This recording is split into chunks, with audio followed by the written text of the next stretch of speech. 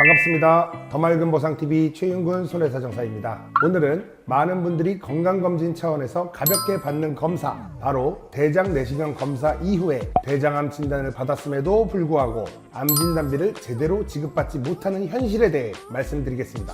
이 주제는 실제 현장에서 분쟁이 가장 빈번하게 발생하는 영역 중 하나이기 때문에 끝까지 차분히 들어보실 필요가 있겠습니다. 대장 내시경 검사는 직장과 결장을 직접 관찰하면서 병변을 발견하고 필요할 경우 그 자리에서 용종이나 종양을 제거까지 할 수 있는 매우 우수한 검사 방법입니다. 이 과정에서 제거된 조직을 병리검사로 확인한 결과 대장암, 즉 비밀번호 C18에서 C20으로 진단이 내려지면 대부분의 분들은 자연스럽게 가입된 암 진단비가 지급될 것이라 생각하십니다.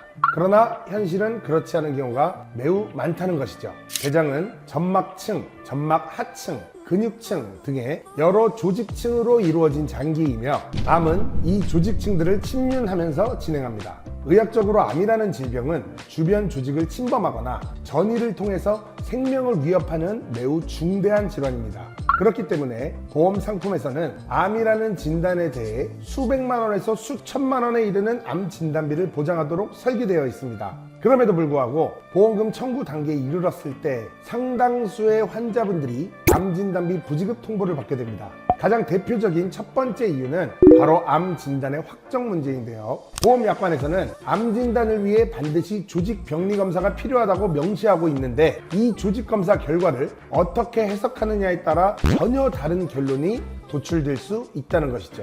실제로 악성도가 낮아 보이더라도 암으로 인정되는 경우가 있는 반면에 의학적으로는 상당히 위험해 보이지만 보험 기준에서는 암으로 보지 않는 사례들도 존재합니다. 담당 의사가 암이라고 설명했다 하더라도 보험사는 약관과 병리 기준을 근거로 다른 판단을 내리는 구조입니다. 두 번째로 과거 병력, 즉 고지 의무 문제입니다.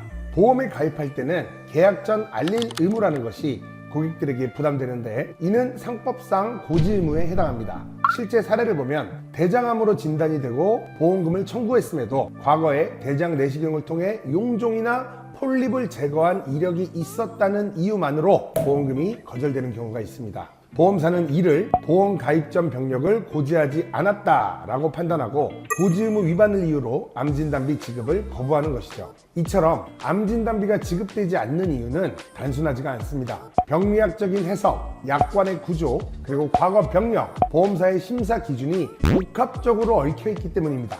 많은 환자분들은 암으로 진단되었으니 보험금은 당연히 지급될 것이라 생각하겠지만 보험 실무에서의 현실은 당연히 지급되는 보험금은 없다라는 문장으로 정리됩니다. 보험을 가입할 때는 보험 설계사의 도움을 받듯이 치료는 의료진에게 맡기는 것이 당연합니다.